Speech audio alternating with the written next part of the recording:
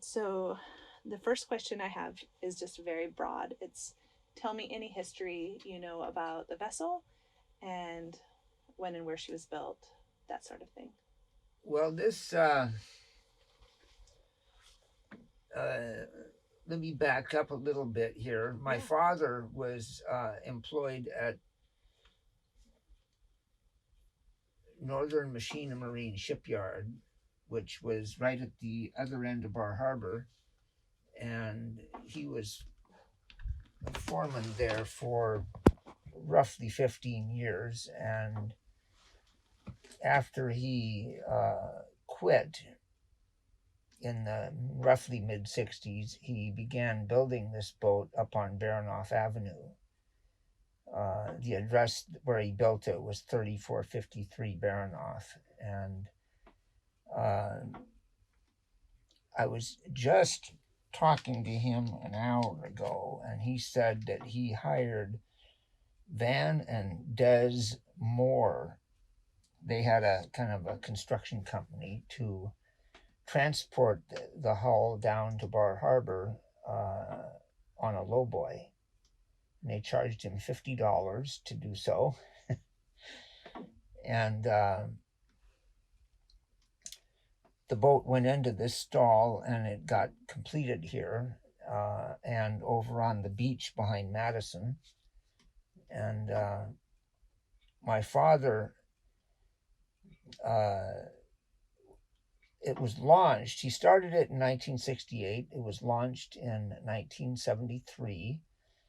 And right in 1973 was when the limited entry came in. And he was not qualified for a permit because the requirement at that time was that you had to have derived, I think, 80% of your income from the fishery in question for the previous 10 years. And he had been working in the shipyard, not fishing. So he was walking down the street one day and he met a friend and he says, I don't know what I'm going to do. I just, brand new boat that he built for gill netting, and now he doesn't qualify for a permit. And that person said, oh, well, you should go talk to old Pete Klingenberg because the doctor just told him he had to quit fishing because of his heart. So my father went and visited old Pete, and Pete said, sure, you can have my permit. So my father filled out the paperwork for Pete, and Pete got the permit and transferred it to my father. And I think my father's first season gill netting was it was either 1974 or 1975, fishing down at Tree Point. And I think in 75, toward the end of the season, he went up and fished around Haines. And he must have done that in 74 because he said, I think 75 is when he installed the autopilot. He said, never again would he make that kind of a run without an autopilot. He was just telling me last night that first year he didn't have a radar or an autopilot. And he was setting up there out of Haines in the fog, and he got all the gear out and thought, boy, that was perfect timing because he was just clear of somebody else's buoy just in front of the boat. And he kept staring at that buoy and he figured out it was his buoy. He had just set in a big circle. And so he resolved at that point that he had to have a radar and he had to have an autopilot. When he was building the boat, it was on a complete shoestring. And at the time, Don Smothers owned Ketchikan Welding. And Don, my father didn't have any money to buy an engine, but he went and talked to Don, and Don fronted him the engine, which was a 453 Detroit. And my father installed that in the boat and went fishing and paid it off in full at the end of the fishing season. And my father fished the boat until 1989. And in 1989, he gave me the boat and permit, and I started fishing it in 1990 and continue to fish. So, and I do all the upkeep and maintenance on it, and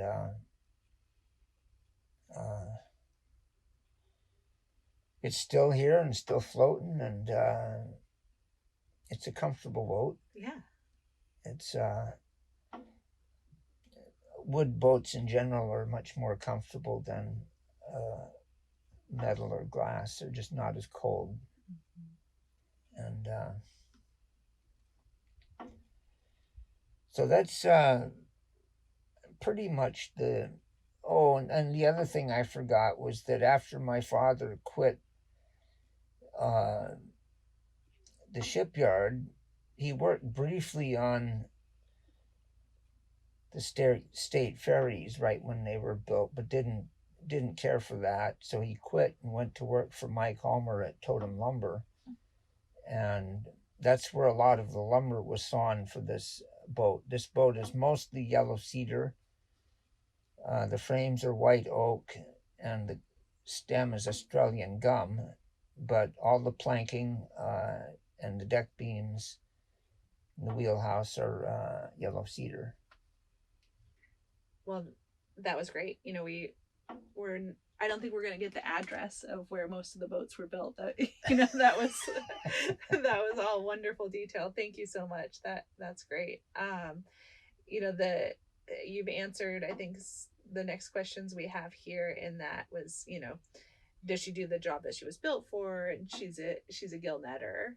And just for those people that this is an introduction to the fishery, would you tell us just a little bit about what gill netting is in a very basic terms? Well, gill netting is just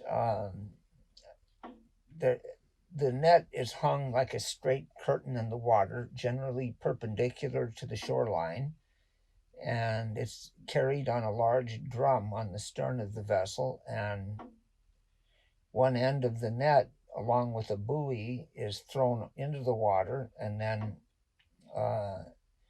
the boat is just idled forward in a straight line, and the net just kind of spins right off the drum into the water. And this is a drift gill net, so the boat hangs on the other end of the net, generally for about a 2-hour period, and then drums the net aboard and takes the fish out of the net as the net comes aboard onto the drum.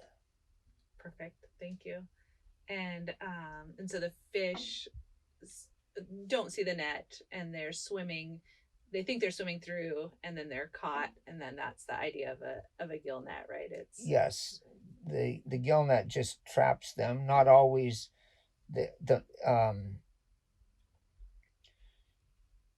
One buys different mesh sizes depending on what one is targeting. So for sockeye, which is what we target for, it's a 5 1/8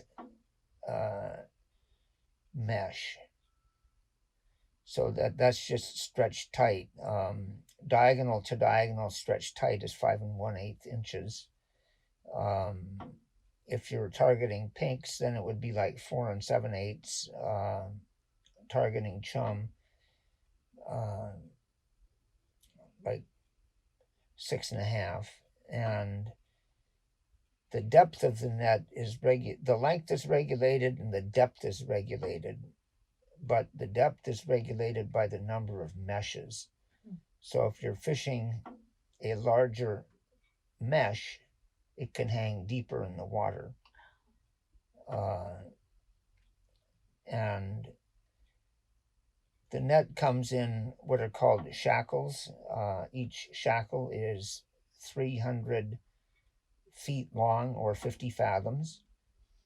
And the fishery at Tree Point was limited to 200 fathoms, or 4 shackles. Where I fish now, Area 6, they allow 300 fathoms, or 6 shackles up there. I have a particularly narrow drum on this boat, so I can only fit 5 shackles on the drum. So that's generally what I fish, is 5 instead of 6. That was awesome. Thank you. And then of course you answer the question about how you became the captain of the boat. And then you spoke a little bit about the drum size, and of course that it was, built by your father. But is there something else about her that is particularly unique? Something when I'm photographing her that you're like, make sure that you catch this part of her. Well, this stove, a vessel had struck a rock and came into the shipyard for repairs, and when a ship was sunk or a boat was sunk, the insurance company always discarded the stove because they were lined with asbestos and it would get wet and sag and create hot spots, which could cause a fire. Mm-hmm. So it was standard to get rid of the stove. And in this particular instance, the guy was a drunk, and they installed a brand new stove in the boat, and he went out, and a week later he hit another rock and sunk a second time.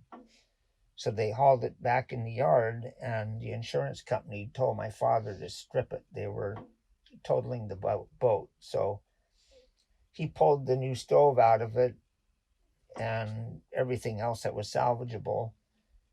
And the boat was then sold by the insurance company. And my father asked about the stove, and they said, throw it away. We don't want it. So he took it home, and we took it apart and relined it with new asbestos.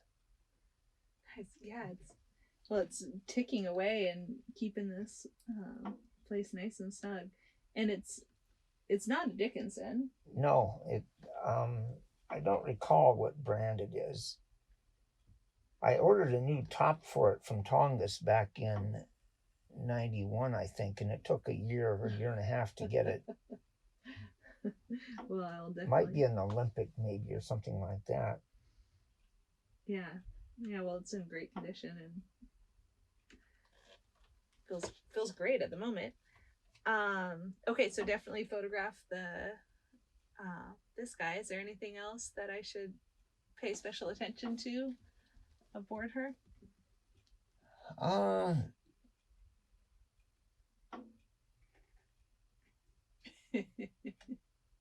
Nothing coming to mind? Not immediately. Well, I'll get lots of detail shots and work her over, but I always think that's an important part, to get a little piece of history. That's great.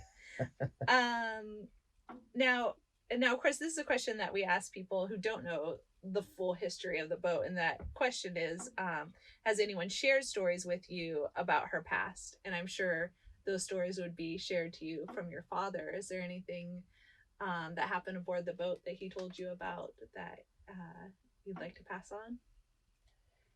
Well, one thing, as he was building the boat, he decided to name it the Odyssey because it just kind of evolved, and he went ahead and engraved that on the ship's bell up on the front of the wheelhouse. And by the time he launched it, he decided he should name it for his wife, which was Oddie. She was from Norway, and her Norwegian name was Oddveig, Oddveig, and the Americanized spelling was Oddie. So it became the Oddie instead of the Odyssey. A few less letters in there, too. Yeah. Oh, that's great. And then, of course, your father's name is Otto. Yes. Correct, yeah. And so then, how has the fishing industry changed in your lifetime? And then also, I mean, it would be great to touch on when your dad was fishing as well.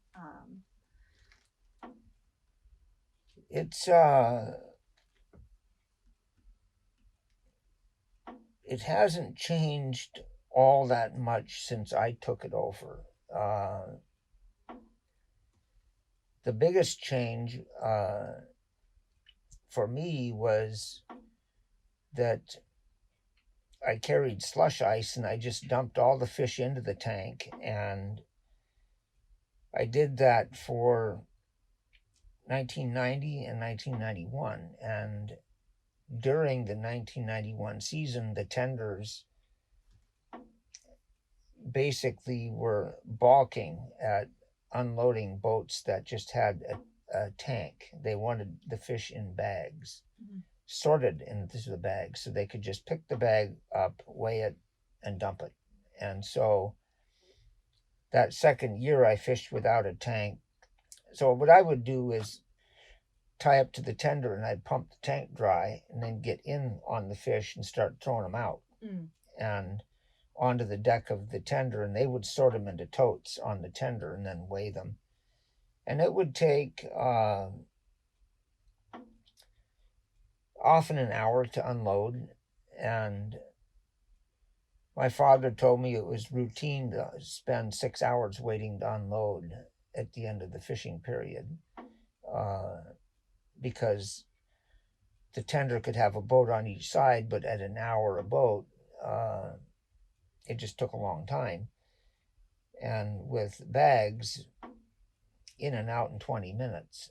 So for my 92 season, my father had installed hooks in the tank and modified it for fish bags. And that's how I've been fishing ever since. Yeah. Yeah, that's a big difference, 20 minutes to an hour. That makes a big change. The other big change was that you didn't have to pump your cold water out. So, at the beginning of the period, I would take generally about a ton or ton and a half of ice and then pump seawater in on it. And the seawater would melt quite a bit of ice, just coming down to 32 degrees. So if I was able to lift the bags out and not pump my cold water out, I could just take a single tote of ice to keep me going for the rest of the fishing period, instead of twice as much ice because I've got to pump warm seawater in on it. Right. And now, how often do you visit the tender when you're gill netting? For the fisheries here, which would be Tree Point and Area 6, we visit the tender every single day. Okay. Yeah. There are exceptions. If the fishing is extremely slow and we have plenty of ice, then we will go 2 days. But otherwise, it's every day. And if the fishing is really just rarely have I really been into the fish and had to deliver twice a day. Mm-hmm. But I can probably count those times on one hand. Doesn't happen all that often.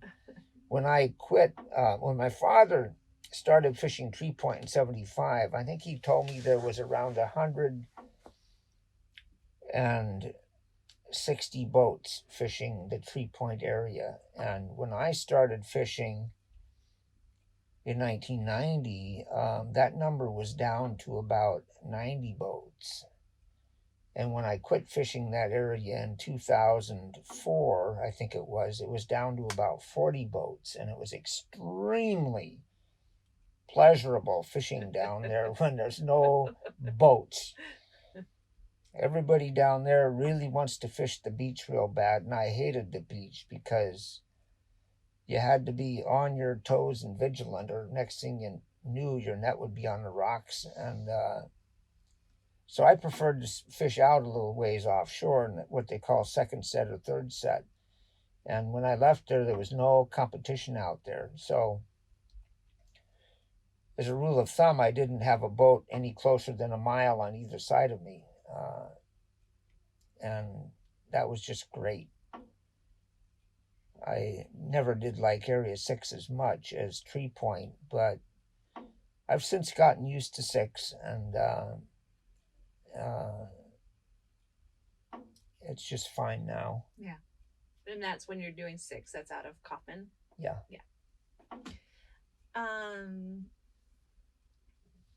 So do you have a favorite story about the boat or fishing that you'd like to pass on? Maybe the best day or the worst day of close call? Well, gee,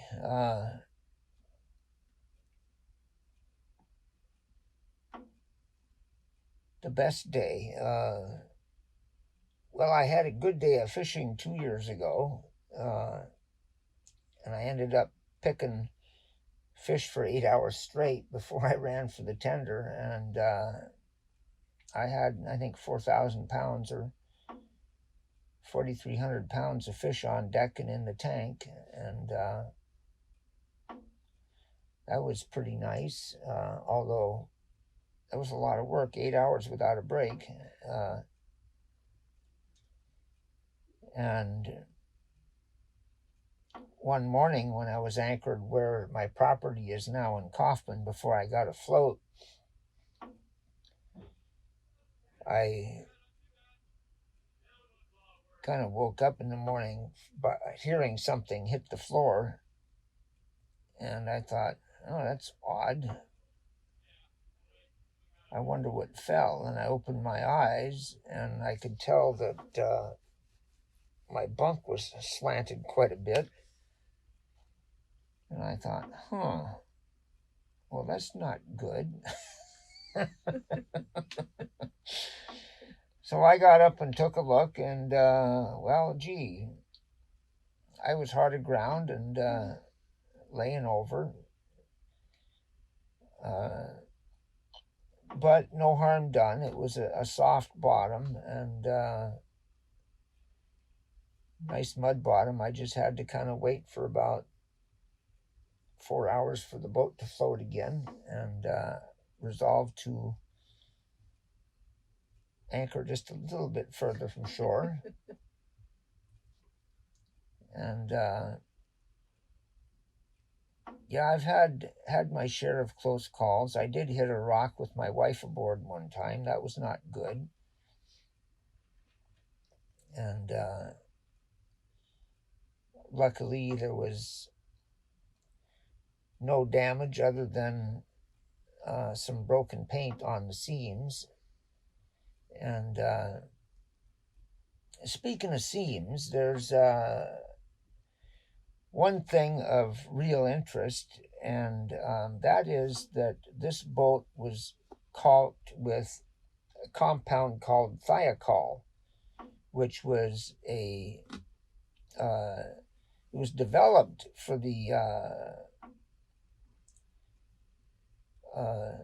Apollo missions, and it was a 2-part polysulfide compound, the polyurethane, I believe, and the equivalent today is 5,200. And Doc Freeman's in Seattle had gotten a bunch of this. When it was manufactured for the space industry, it had a 6-month shelf life, and once it was outdated, it went on the market. And so Doc Freeman had bought a bunch of it, and my father ordered a bunch of it from Doc Freeman. And all the seams in this boat have been caulked with that thiacol. And that was, going on 50 years ago now, and it's every bit as good as the day it was put in. Standard oakum is good for 15 years, and the cotton backing under the oakum is good for 12 years. So this thiacol is outlasted traditional caulking 4 to 1. Wow. And the other added benefit is that all the planks are edge glued on this boat. So getting a plank out is a lot of work.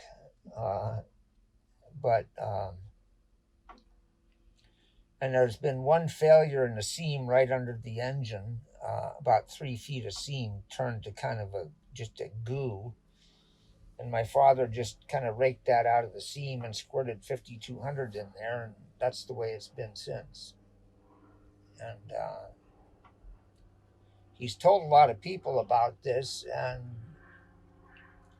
nobody's ever done it, but the proof is in the pudding. It's still perfectly good, and the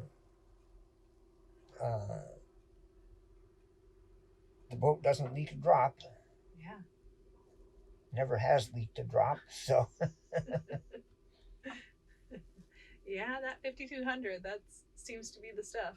That's great. The stuff. Yeah, Yep. Yeah. It's like duct tape for boats. That's great.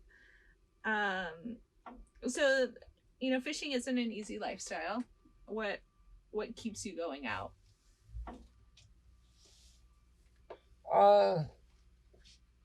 In this case, it was that my folks lived here in Ketchikan, and I moved to Fairbanks in 1975, and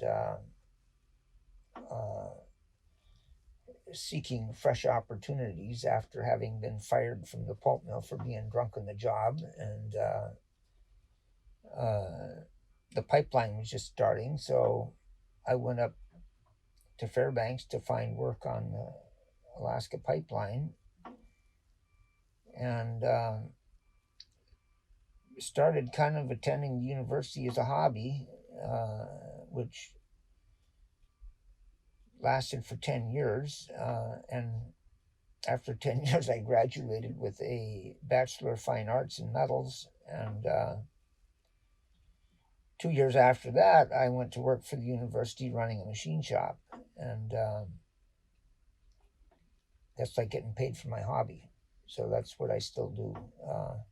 Been doing that for 34 years. Excellent.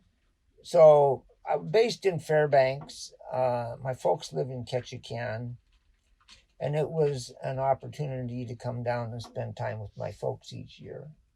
And for the first at least 10 or 12 years, I fished the boat. My father did all the maintenance on it. So life was easy. I'd run down to Tree Point and fish and come back to town, and my mother would... I had a bedroom in her apartment. My mother did all the cooking, and it was absolutely great. And so that was... It wasn't that I liked fishing that much. I much preferred machining, but on the other hand, I also told myself that it was probably a very good thing to walk out of that machine shop for several months each year and remind myself that I didn't own it. And since that time, over the years, I have come to like fishing more than I used to. So, and the thing about fishing Area 6, it's known as the retired man's fishery, and it's a wonderful example of a cooperative fishery. There is no heartburn, there's no screaming, no yelling, no screwing over somebody else. It's very civil and respectful. And I've mentioned to the people I fish with that if it changes, if a bunch of basically assholes come in and start doing like they do nowadays down at Tree Point or up in Bristol Bay, then I'm gone. I'm out of it. I won't fish. Mm-hmm. And they've told me that they feel the same way, that they're up there because they love it. And they've been doing it for a long time, and they love doing it. And as soon as the fun goes out of it, they're gone. And so that I really enjoy. There was no problem when I fished Tree Point. There was rarely a problem down there, especially when I left, because there was no boats. But I understand that it has kind of gotten a lot less nice down there in the last 10, 15 years. And so it's, there's always something interesting in gill netting. I used to fish at night, and one night I was picking the net up and it was really dark, and right behind me was a loud whoosh. It scared the bejesus out of me, and it's like, what the hell was that? And it turned out there was a pod of killer whales was headed for my net, and they could sense it in the dark, and they turned and paralleled the net until they got to my boat, and then they resumed their original course just as soon as they cleared the boat. So they were passing by the boat only 5 or 6 feet away. And there was another time running down to Tree Point in the fog. It was really foggy, and 2 humpback whales surfaced simultaneously only about 30 feet from the boat and parallel to the boat. And it's the kind of thing you only see if you're looking out the window. And another time I was fishing off the Tree Point Light out about a mile, and a little yellow sparrow-like bird landed on my anchor and just stayed there. And I started the engine and I hauled the net. It was time to run in and deliver to the tender. So I started running in toward shore. And when I could just see the Tree Point lighthouse, it took off and flew off my anchor. And another time I was running in there to deliver, and I watched a bald eagle land in the water, which was highly unusual. And I thought, oh boy, that thing must be in trouble, because a bald eagle does not land in the water. And it sat, so I was staring at it, and it only sat there for 3 or 4 seconds, and it extended its wings straight up in the air, and it gave one big downward flap and launched itself straight up out of the water and took off flying. And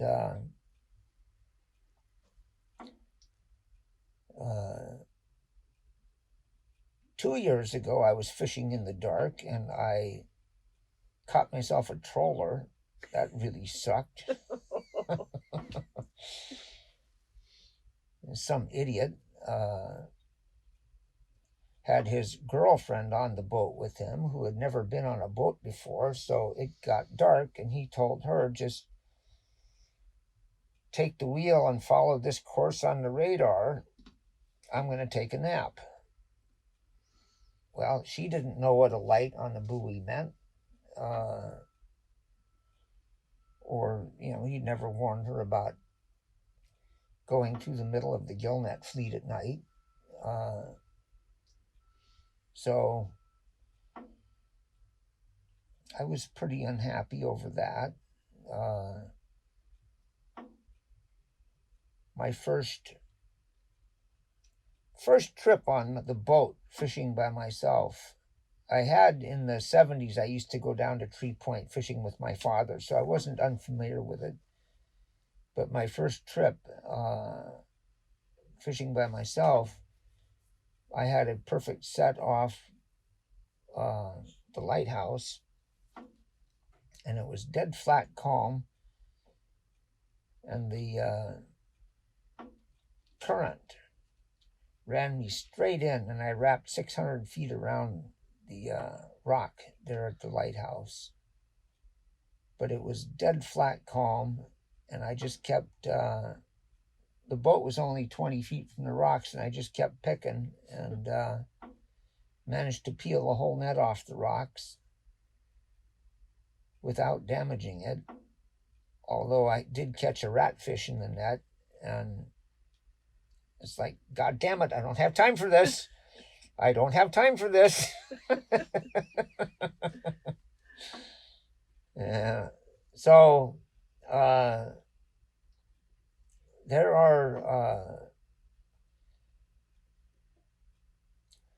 was another time that was kind of surreal.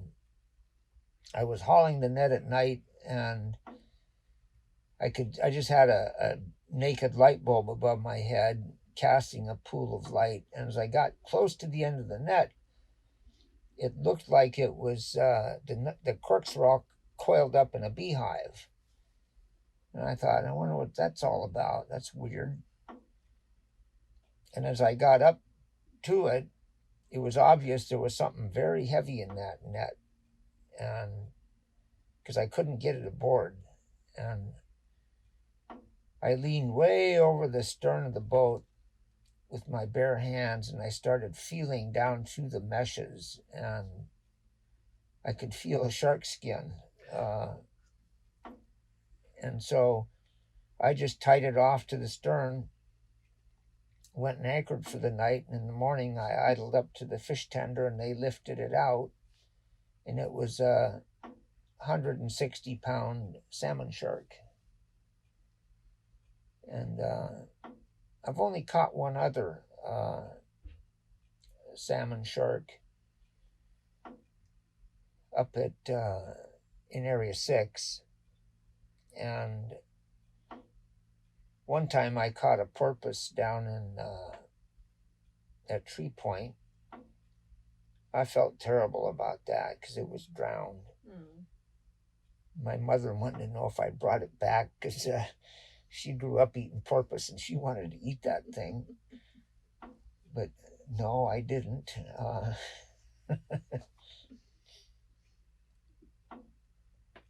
And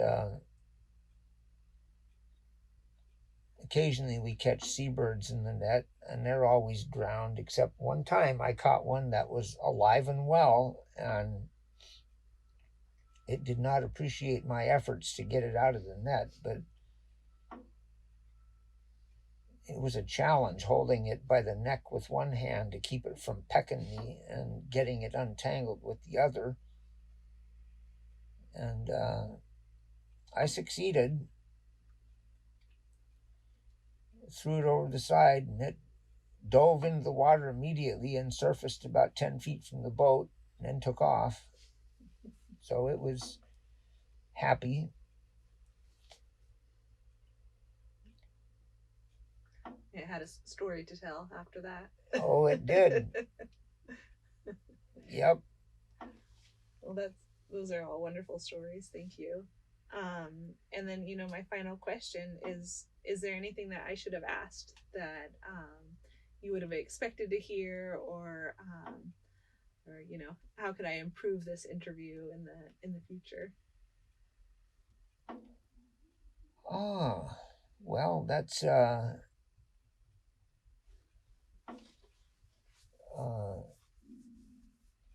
good question. You kind of just gave me free rein, and I just rambled on. That's perfect.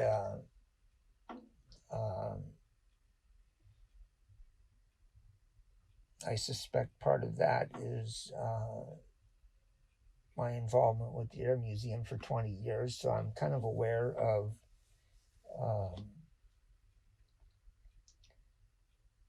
how ephemeral things are. Ketchikan looks nothing like it did when I grew up, and it's the same with Fairbanks. It looks very different from when I moved there, and we don't really think to document what's here right now today. And then, time passes rapidly and we think back, gee, I should have taken some pictures of things. And I think my brother took one photo of the shipyard, of Northern Machine and Marine Shipyard, and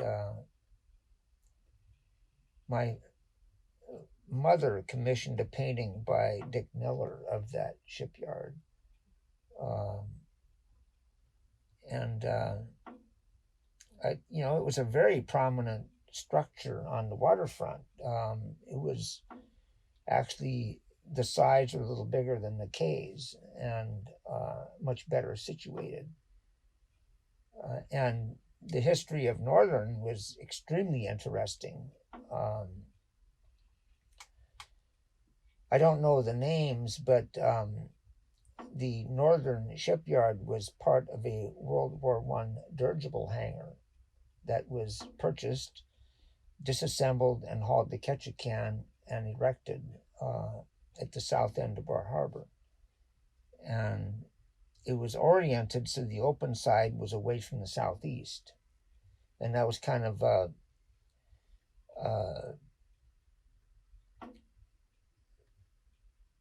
it was not a nice feature of McKay's that the opening to McKay's faced the southeast. So a lot of wind and rain blew in on the boats. And at Northern, they were completely sheltered. And that's, but it was a very large structure. And we got a terrific windstorm on Thanksgiving Day of 1968. And that buckled the side of Northern shipyard in about 8 or 10 feet. And at that point, the insurance company condemned the building, and it was just taken down. We waited all day.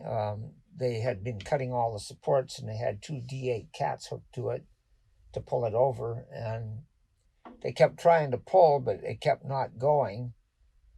And we finally gave up about dinner time and went home. And a few minutes later, they brought it down. And much of it is in the fill over there now. And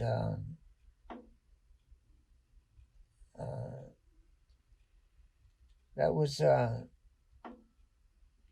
an interesting place. And as a little kid, I had the full run of that place. There was no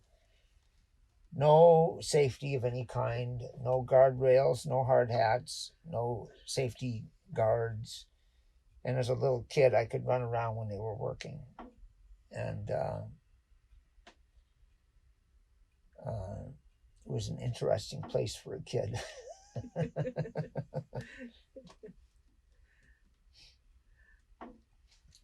So it's I'll show you a photo of that shipyard. Oh, yeah. The one photo that exists.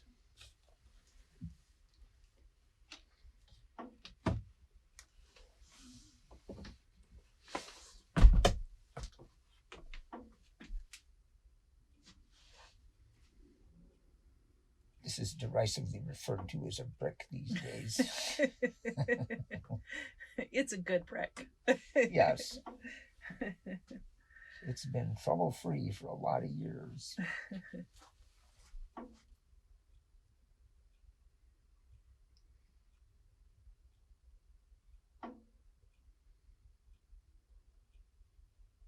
So that would have been, that's just right here where it was. Yeah. Yeah.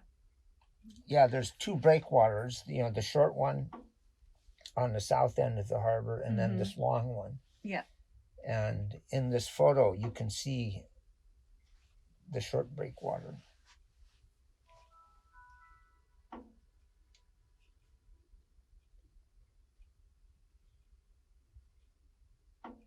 Let's see.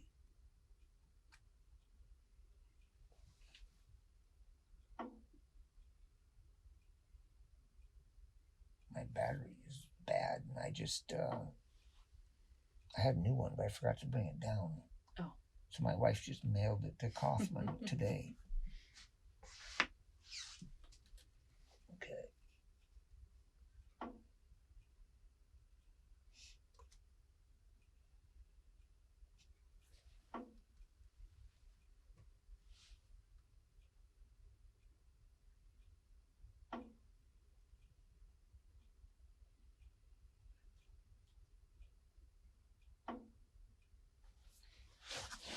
Now, let's see which one.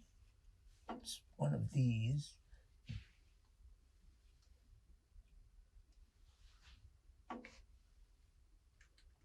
I'm betting it might be that one.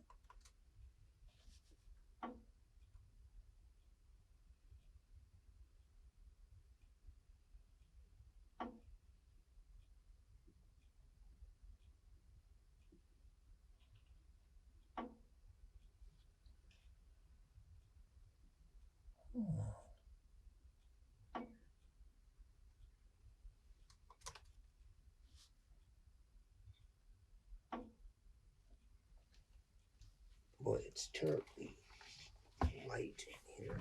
Oh yeah, there she is. That's the ramp right over the skiff Oh, yeah. launch ramp. Yeah.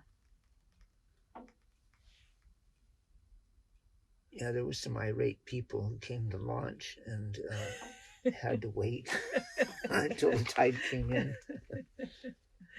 Yeah, no rush in that.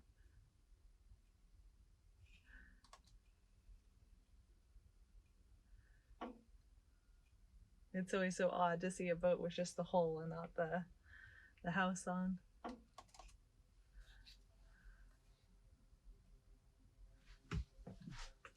Yep. Oh, how pretty. That must have been a really proud day. Oh, absolutely. I'm sure of that. Yeah, that's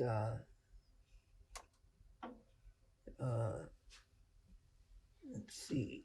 Let's try a different folder.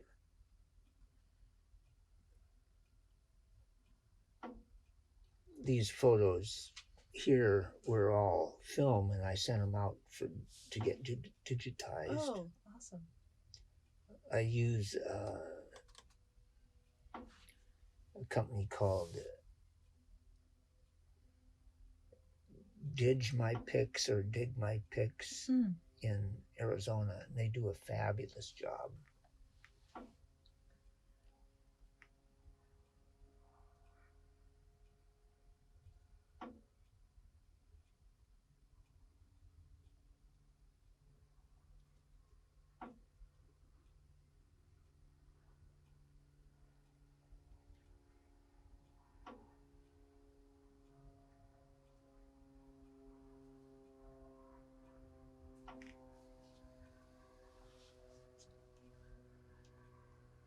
It's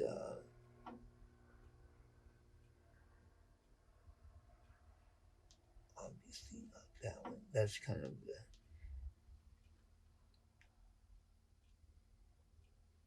the building of Madison's warehouse. Okay. You see those up at Madison? You see those 4 windows? Oh yes. Mm-hmm. That was my father's building. Okay. That he built. So that's his apartment right there. And does he still live there? Yeah. Oh, that's great. Yep. He's he'll be 96 next month.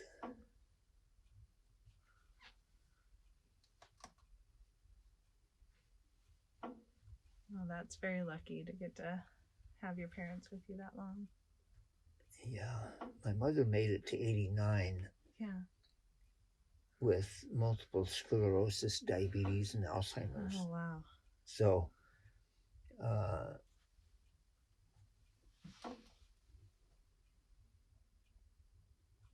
I have the genes. I can't remember if that's the one I checked first or not. I guess we'll just see here. Okay, that's the one we did check.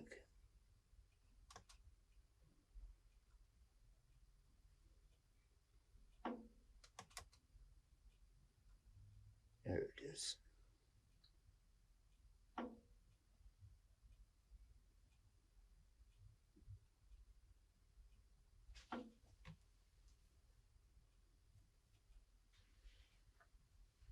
Yeah, so this, oh, here.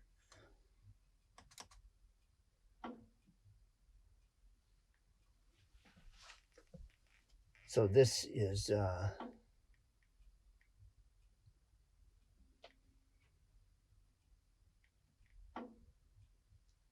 that's Madison Hardware right there. Okay, yeah. And,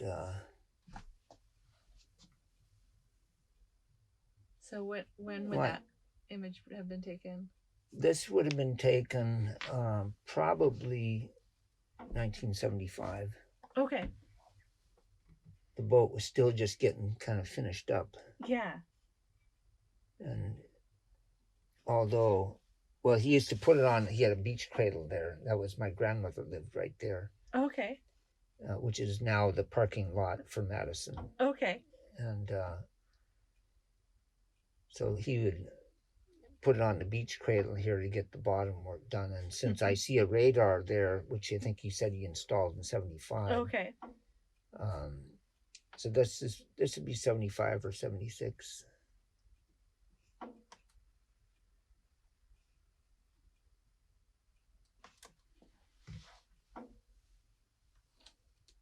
And that's the old shipyard. Okay. That's the breakwater right there. Yeah. They had 3 cradles. The biggest one was that one there, and this one was the smallest. Okay. How big of a vessel could go into that large one? I think they were rated at 500-ton capacity, and so they could handle, I think, pretty close to 100 foot. Wow. And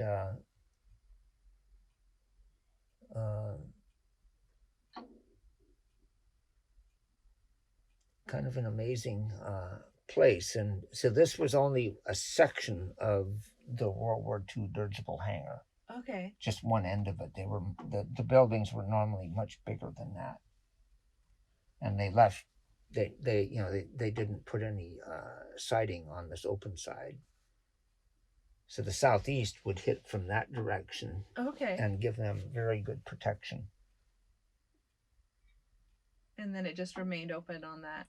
Yeah. On that other side. Yeah. Yeah, that was how it was when they finally tore it down. Wow. And so my brother took this probably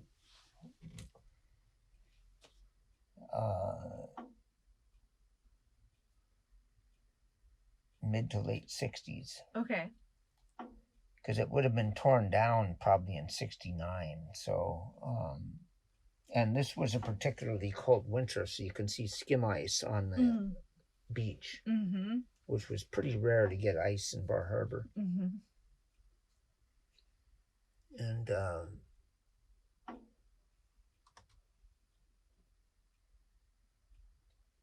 there's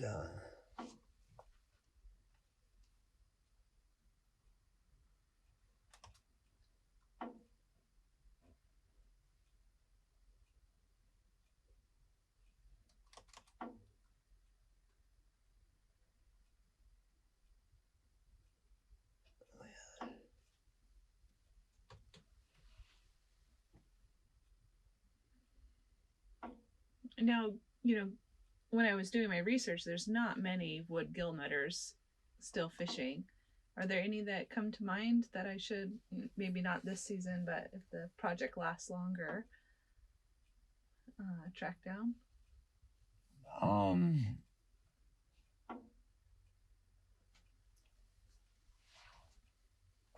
Hard to say. There are, well, certainly, I don't know if you've ever interviewed Joe Daniels or talked to him. He has the Sandy that's just right, Sandy Lee right there. Oh, okay, yeah. That's an old classic that he converted to a pleasure boat. Okay, so it started out as a gillnetter, that one. Okay. I think a gillnetter, but I'm not positive. It might have been a troller. Okay. But that's an old classic boat that I think has. Yeah, I think that boat was built here in Ketchikan because it was built by. He's got a little thing on the door that says who built it. Yeah. And Joe, same deal. You know, his father used to run a boat called the Christian. Oh yeah. And the Christian used to haul fresh produce up to Ketchikan and sell it off the boat back in the 60s. And maybe, I don't know when he started that. And so Joe and his brother kind of grew up on the Christian, I think. And Joe now is a seagoing tugboat captain, and I see him on occasion. And he is also an old wooden boat aficionado, and he's done a fabulous job of restoring and taking care of that one. Excellent. One thing I should mention of interest was that there, way back in the early years, there was a group of Canadian shipwrights that had emigrated to Canada from Scotland, and they had apprenticed as shipwrights in Scotland on the sailing ships, and they had emigrated to Canada, and every spring they would head up to Dawson to work on the riverboats. Okay. And every fall they would head back out and pass through Ketchikan on their way back to Canada. And somewhere along the way, one of them decided to stop off in Ketchikan, and he found work at the shipyard at Northern, I guess. And the following year, he told his buddies, "Hey, you ought to come here." And so those were the shipwrights that were working in the shipyard when my father came here in 1950. And